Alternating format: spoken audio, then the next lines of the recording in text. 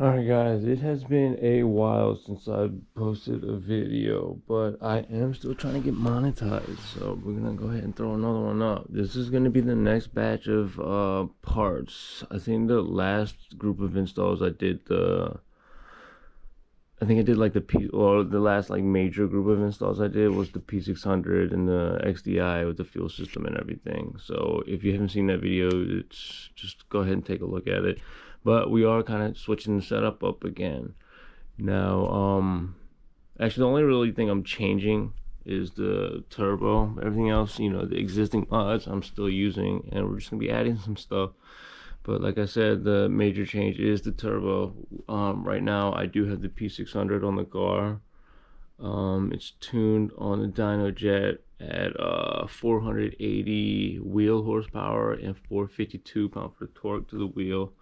Now that is on stock injectors, but I do have the XDI high pressure fuel pump with the Works low pressure fuel pump.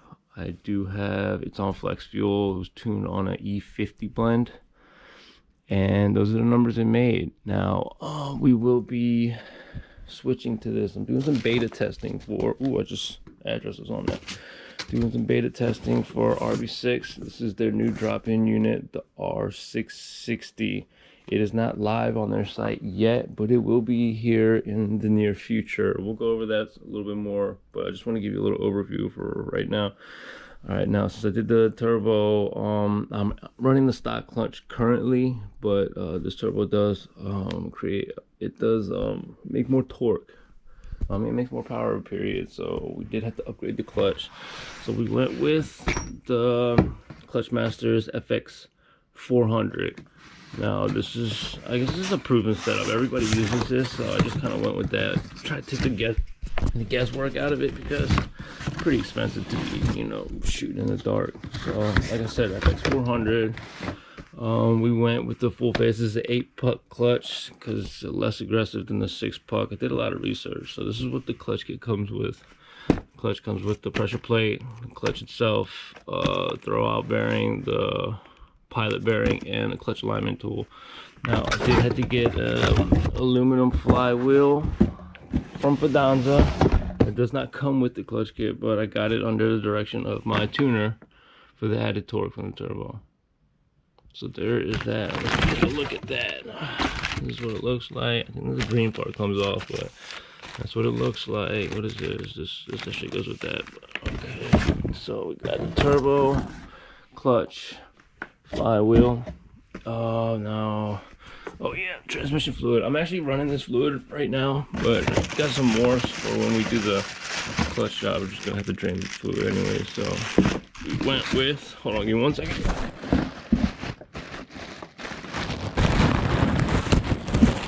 Sorry guys, I'm unprepared. Now we went with the AC Delco. Let me get a good synchro mesh, friction modified.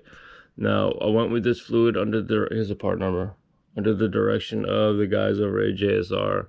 So I mean, if you have one of these cars, you guys know the JSR. I mean, they know their shit. So it's supposed to help with the gear grind, second and third gear grind. My second gear grind, was pretty much fixed with the clutch master cylinder, the clutch pedal adjustment. But the third gear grind was pretty persistent. I did swap the fluid and it helped it, but it's still there under high load. So we'll do the clutch, the transmission fluid flush, and then see if that fixes it. If not, we'll probably have to pull apart the trans and then rebuild it in the future. But we are gonna go the PPG gear set later on in the future. It is a little pricey, so it's gonna have to happen a little later on. But yeah, we're gonna run that.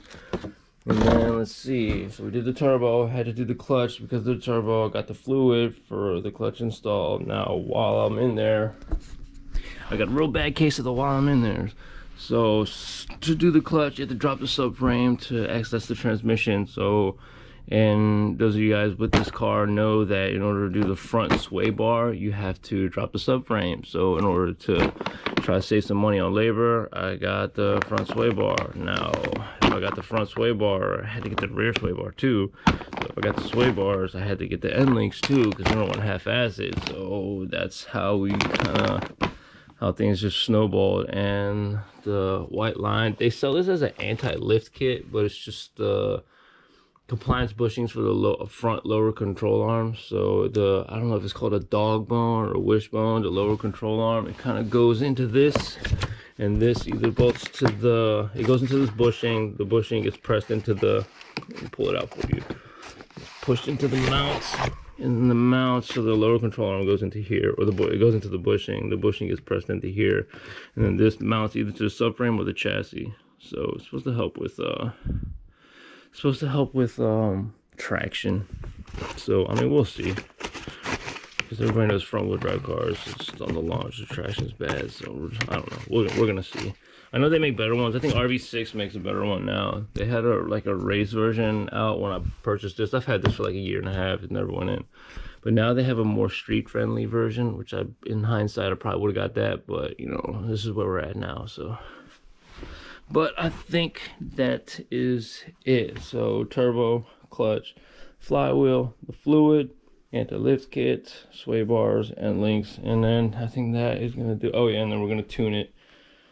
Car, all the install, the work, and the tune is gonna be done by Mike the tuner at 1-to-1 Tuning. He does most of the work on the car now. Now he does. I used to do the work myself, take it to like various different shops, but after I found him, I will probably never turn back, because the dude does honest work. He knows what he's doing, and I don't know. That's where the car goes. Now I'm gonna pull out the stock turbo. Right, I had the P600 in the car right now. I have the stock turbo in here. I'm gonna pull it out. We'll do a little side-by-side comparison.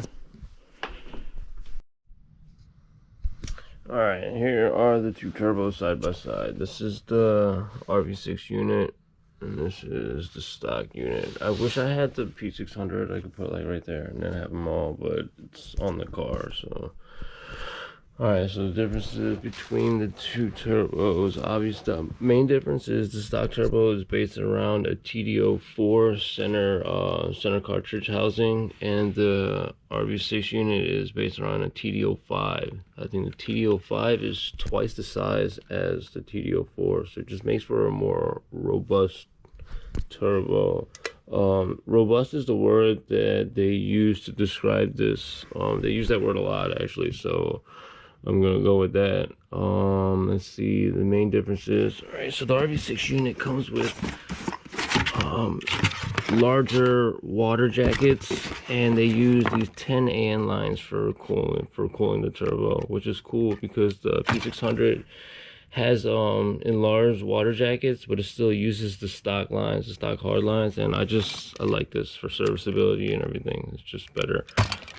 It uses, let's look what else. This came with the turbo, and it came with titanium hardware, which I thought was really cool. It comes with titanium studs and bolts for I'm guessing it's to bolt the turbo, either for the downpipe or to bolt the turbo to the engine itself. So either way, it comes with these. It comes with a stainless steel braided oil feed line. Let me take it out real quick. One second. It's a stainless steel oil feed line, which is cool. I really like that. And I guess you can call this a sandwich plate. Kind of goes right there. It utilizes the stock return with this little banjo fitting right there. But the feed, I'm sorry, it's poor lighting. The feed, the sandwich plate goes here, and then a line goes on there, which I thought was really cool. I like that, because you definitely want proper oil getting fed to your turbo. What else is on here? It comes with this little bracket. This is the turbo bracket, because I mean it's a bigger turbo, so I'm guessing it needs some kind of mount. But look at the welds on this thing, man. This is the first anything that I've got from rv6, and the build quality on their stuff is, I'm not disappointed, man. I mean, look at that shit. Well, I can't cuss. I keep forgetting I can't cuss on YouTube anymore. What else? It comes with all the gaskets. That's for the turbo. Oh, it comes with what is that? Oh, safety wire for the titanium stuff. Let me see. It does have holes, and you can't see that, but it has holes on there for the wire. Downpipe gasket, and this is for the turbo inlet, and it looks like for the oil feed or something, whatever. It's gaskets. Little rv6 emblem thing. rv6 coolant lines, but let's see.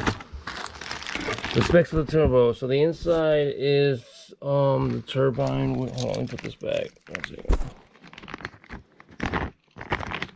So the dimensions for the turbine wheel is the same as the P600. So it's got the compressor side has a 54mm inducer and a 67mm exducer, which is the same size as the P600. I'm not sure the stock. I wish I had the stock numbers, but I mean that's you can find that information anywhere. But the turbine side uses 54mm inducer and a 49mm exducer. But the AR for the turbine side, the exhaust housing, is 0.81, so it's a larger hot side. So the biggest issue with the P600 was back pressure. It had a much smaller hot side housing, so it created back pressure. But just looking at it, you can see how much larger it is from the stock exhaust housing. Blam! Wow, yeah, she's a fat girl. You can really see it. The turbine wheel is so it uses an 8mm dual ceramic ball bearing. So I guess that's like a oversized ball bearing. I guess I don't know. I'm not very versed in turbos. I'm looking at the information right here. It uses a TD05 bearing housing, cooling passages. It uses a super alloy turbine wheel. The AN lines are 10 AN, so I was right about that. And it uses a lightweight billet point milled compressor wheel. Alright, I don't fucking know what that means, but let's take a look at this, you guys. Sorry, this is probably a real shitty video, but look at the wheel for you guys. On the cold side, the wheel, the hot side, and the wheel on the cold side. This is the billet. The billet wheel looks very nice. You can see the milling on there. I'm sorry about the lighting, guys, but this isn't really like a review. It's just like an overview. I just want to give you guys a look at what you get when you order the turbo. But that's it. Let's see what other information I need to go over. So it looks like rv6 made 500 wheel horsepower at, what does that say? Can't even see. It says 26 psi. So I mean, those are good numbers. My car right now is at 27 psi on stock injectors, and with the XDI it made 480 at 27 psi. So with this turbo you can run less boost and make more power. So my ultimate goal for the car is like probably around 600 after I build the motor. So it's on a stock motor now, but we are going to build a motor in the future. But my immediate goal, I just want to break the 500 number. So it looks like people running this setup are well into the 500s, like 515, 520. So we're looking for that. Nothing crazy, but like I said, just for right now, those are the numbers we're looking for. But this is the unit, this is what it looks like, and this is everything you get when you order the turbo. Like I said, it's not live yet, but it will be soon. Try to give you a nice look. You guys can pause it, zoom in, see what you need to look at. Try to get you some lighting in here, because there are a couple overview videos out. They're pretty garbage. They don't really show you anything. So I don't want to post another garbage video. There's plenty of garbage videos for you guys to see. But there you go. That's what it looks like. Oh yeah. So one drawback I noticed on this turbo is the P600 has a ported turbo inlet housing. This one is not. So I imagine the sound it makes is gonna be pretty like not that great. But I did see that they are gonna implement an anti-surge housing and a ported turbo inlet. It's gonna be with the inlet pipe. So the turbo, they're gonna release an inlet pipe that incorporates a ported anti-surge housing, so it'll probably improve the sound, because that's the one thing I like about the P600 is the sound. It sounds very similar to a, what is that thing called? It sounds like a T51R mod. That is like it's like a ported housing on the T51R mods that you can do on turbos. But it sounds just like a P600. But there we go. That's what it looks like next to the stock one. Let's see if I can get you some better shots. I don't have my flashlight. Let me see if I can get my flashlight. I have a flashlight somewhere. There it is. Okay, so I got you some lighting, guys. Sorry, I'm unprepared for this video. So, side by side, this is the stock unit. Let's see if I can turn this light down. It's a little bright, huh? Sorry, guys, I'm not good at this. Okay, stock unit, r660. Now this is the hot side wheel. I'll spin around. Spin it around. Blam, blam, blam. It's the cold side. Cold side wheel. You can see the milling on the wheel. So I guess this is the billet side. Or obviously this is the billet side. No shaft play. Front to back, side to side. So there's some kind of porting right there. And this is the stock unit.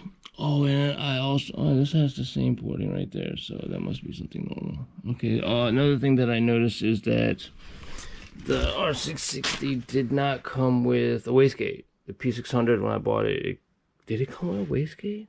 No, it didn't come with a wastegate, but it did come with this thing right here. So I noticed that this one does not come with it. Yeah, it didn't come with a wastegate either. I don't know why I said that. But this one doesn't have one on there, obviously, it's because I took it off and put it on the P600. But this came on the, what is this? I don't even know what that is. Somebody tell me in the comment. Is it the blow-off valve? Or the bypass valve? Damn, dude, now I'm gonna look like a fucking idiot. Or, oh, damn, I cussed again. Oh, man, I cussed twice. All right, rewind. We'll edit that out. I think it's the bypass valve. Somebody in the comments can tell me, but rv6 unit does not come with one. But oh yeah, if from this angle you can really see how much larger the hot side is. It looks puny on this one. It's like dang fat boy, but that's what it looks like. Okay, so you can really see how much bigger this turbo is from this angle. So that's what we got going on now. Okay, we'll do I'm gonna do a cold start and like a short cruising video so we can get a nice little before and after. I know videos don't really do justice to speed and sound and stuff, but it's something. So we'll go downstairs and start the car up, warm it up, idle it, get you in a little piece of the video.